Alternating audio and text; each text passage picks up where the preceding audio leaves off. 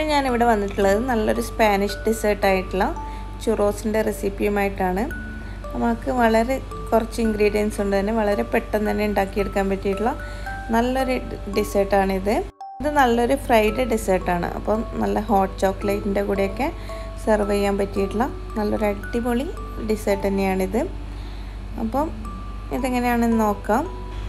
ഇതിനായിട്ട് ആദ്യം തന്നെ ഒരു സോസ് പാനിലേക്ക് ഒരു 1/2 കപ്പ് മിൽക്ക് ഒഴിച്ചു കൊടുക്കാം. ഇനി ഇതിലേക്ക് ഒരു 1/2 കപ്പ് വെള്ളം, രണ്ടും കൂടി 1 കപ്പാണ് വേണ്ടത്. 1/2 കപ്പ് മിൽക്കും 1/2 കപ്പ് വെള്ളവും, അത് രണ്ടും കൂടി ഒഴിച്ച് അതിലേക്ക് ഒരു 1/4 കപ്പ് അൺസാൾട്ടഡ് ബട്ടറാണ് ഞാനിവിടെ യൂസ് ചെയ്യുന്നത്, അതും കൂടി ഇട്ട് കൊടുക്കാം. പിന്നെ ഒരു 1.5 ടേബിൾ സ്പൂണോളം പഞ്ചസാര ചേർത്ത് കൊടുക്കാം. ഇനി ഇതൊന്ന് സ്റ്റൗവിലേക്ക് വെച്ച് ഒന്ന് ചൂടാക്കി എടുക്കണം. ചെറുതായിട്ടൊന്ന് തിളച്ച് തുടങ്ങുമ്പോൾ ഇതിലേക്ക് ഫ്ലോർ ആഡ് ചെയ്ത് കൊടുക്കണം. അതിനു മുമ്പ് ഞാനിപ്പോൾ ഇവിടെ ഒരു 1/4 ടീസ്പൂണ് സാൾട്ട് ആഡ് ചെയ്ത് കൊടുക്കുന്നുണ്ട്. ഞാനിവിടെ അൺസാൾട്ടഡ് ബട്ടറാണല്ലോ യൂസ് ചെയ്തിട്ടുള്ളത്. സാൾട്ടഡ് ബട്ടറാണ് യൂസ് ചെയ്യുന്നതെങ്കിൽ പിന്നെ പ്രത്യേകിച്ച് വേറെ സാൾട്ടൊന്നും ആഡ് ചെയ്ത് കൊടുക്കേണ്ടതില്ല. അപ്പം സാൾട്ടും കൂടി ആഡ് ചെയ്ത് കൊടുത്ത് നന്നായിട്ട് ഇതൊന്ന് മിക്സ് ചെയ്ത് കൊടുക്കാം.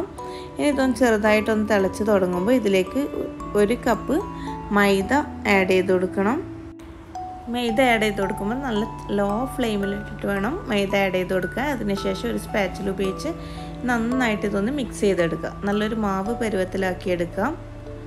നന്നായിട്ട് ഇതൊന്ന് കുഴഞ്ഞ് മാവ് പോലെ ആയി കിട്ടിയാൽ നമുക്ക് സ്റ്റൗ ഓഫ് ചെയ്ത് കൊടുക്കാം. വളരെ ചെറിയ ഫ്ലെയിമിലിട്ട് വേണം ഇങ്ങനെ ചെയ്തെടുക്കാനായിട്ട്. ഇപ്പോൾ ഈ മൈദയൊക്കെ നന്നായിട്ട് കട്ടയൊന്നുമില്ലാതെ യോജിച്ച് നല്ലൊരു മാവ് പരുവത്തിലായിട്ടുണ്ട്. ഇനി നമുക്ക് സ്റ്റൗ ഓഫ് ചെയ്ത് കൊടുക്കാം. അതിനുശേഷം ഇത് നമുക്ക് വേറൊരു ബൗളിലേക്ക് ഇട്ട് കൊടുക്കാം. എന്നിട്ട് ആ ഒരു ചെറിയ ചൂടോട് കൂടി തന്നെ നമുക്ക് ഇതിലേക്ക് എഗ്ഗ് ആഡ് ചെയ്ത് കൊടുക്കണം. ഞാനിവിടെ ബീറ്റർ ഉപയോഗിച്ചാണ് എഗ്ഗ് ഇതിലേക്ക് ആഡ് ചെയ്ത് കൊടുക്കുന്നത്. ആദ്യം തന്നെ എഗ്ഗ് ആഡ് ചെയ്യുന്നതിന് മുന്നേ തന്നെ നമുക്കിതൊന്ന് ഈ മാവൊന്ന് ബീറ്റ് ചെയ്യാം. അതിനുശേഷം ആദ്യത്തെ ഒരു എഗ്ഗ് ചേർത്ത് കൊടുത്ത് അതൊന്ന് ഇതിനോട് ബീറ്റ് ചെയ്ത് യോജിപ്പിച്ചെടുക്കാം. അതൊന്ന് മിക്സ് ആയതിന് ശേഷം അടുത്ത എഗ്ഗും ചേർത്ത് കൊടുക്കാം. രണ്ടാമത്തെ എഗ്ഗും ഞാൻ ഈ സമയത്ത് ആഡ് ചെയ്ത് കൊടുത്തിട്ടുണ്ട് കേട്ടോ. അത് ഇവിടെ വീഡിയോയിൽ കാണാനായിട്ടാണ്.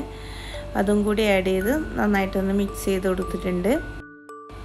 ഇനി ഈ സമയത്ത് ഇതിലേക്ക് മൂന്നാമത്തെ എഗ്ഗും ആഡ് ചെയ്ത് കൊടുത്ത് നന്നായിട്ട് ഇതൊന്ന് ബീറ്റ് ചെയ്തെടുക്കാം. നല്ലൊരു നമുക്ക് ഐസിങ് ബാഗിലിട്ട് പേപ്പ് ചെയ്താണ് നമ്മൾ ഓയിലിലേക്ക് ഇട്ട് കൊടുക്കുന്നത്. ഫ്രൈ ചെയ്തെടുക്കുന്ന ഒരു ഡെസേർട്ടാണല്ലോ. അപ്പം നമ്മൾ ഐസിങ് ബാഗിൽ നിന്ന് പൈപ്പ് ചെയ്താണ് ഓയിലിലേക്ക് ഇട്ട് കൊടുക്കുന്നത്.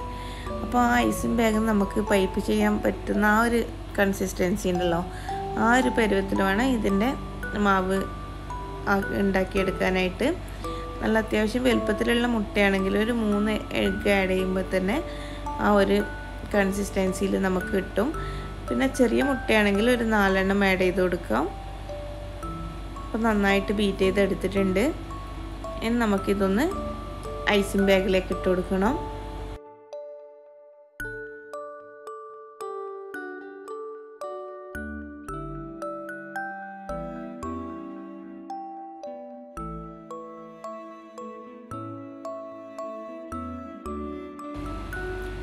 ഐസിങ് ബാഗിൽ ഇതുപോലുള്ള ഒരു നോസലും കൂടി ഇട്ട് കൊടുത്തിട്ടുണ്ട്.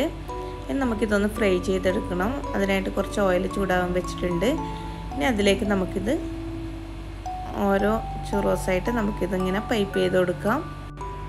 ഇനി ഇതിൻ്റെ എല്ലാ ഭാഗവും നല്ലൊരു ഗോൾഡൻ ബ്രൗൺ കളറാകുന്നത് വരെ നമുക്കിതൊന്ന് ഫ്രൈ ചെയ്തെടുക്കാം. നല്ല ലോ ടു മീഡിയം ഫ്ലെയിമിലിട്ടാണ് ഇത് ഫ്രൈ ചെയ്യുന്നത്.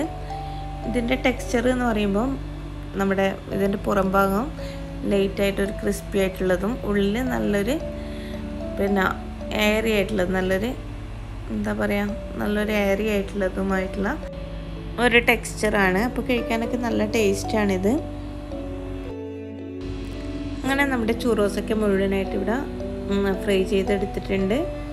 ഇതിനി ഷുഗറിലൊന്ന് ഡസ്റ്റ് ചെയ്യണമെങ്കിൽ അങ്ങനെ ചെയ്യാം. എന്നിട്ട് അങ്ങനെ തന്നെ വേണമെങ്കിൽ കഴിക്കാം. അല്ലെങ്കിൽ നല്ല ഹോട്ട് ചോക്ലേറ്റിൻ്റെ കൂടെ അതിൽ ഡിപ്പ് ചെയ്ത് കഴിക്കാം. അങ്ങനെയൊക്കെ ആകുമ്പോൾ നല്ലൊരു ടേസ്റ്റാണിത്. അപ്പം ഞാനിവിടെ ഇപ്പോൾ ഇതിനെ ഡിപ്പ് ചെയ്യാനാക്കിയിട്ടുള്ള ഹോട്ട് ചോക്ലേറ്റിൻ്റെ റെസിപ്പി ഒന്നും കാണിക്കുന്നില്ല. അത് വേറൊരു വീഡിയോ ആയിട്ട് ചെയ്യാം. അപ്പോൾ എല്ലാവരും ഇതൊന്ന് ട്രൈ ചെയ്ത് നോക്കുക. ഇഷ്ടപ്പെടുകയാണെങ്കിൽ ലൈക്ക് ചെയ്യുക, ഷെയർ ചെയ്യുക. പിന്നെ നിങ്ങളുടെ അഭിപ്രായങ്ങൾ എന്തായാലും തന്നെ കമൻസ് ആയിട്ട് എന്നെ അറിയിക്കുക. ഇനി ഇതുപോലുള്ള നല്ല നല്ല വീഡിയോകളുമായിട്ട് വരാം. അതുവരേക്കും എല്ലാവർക്കും ബൈ. Okay thank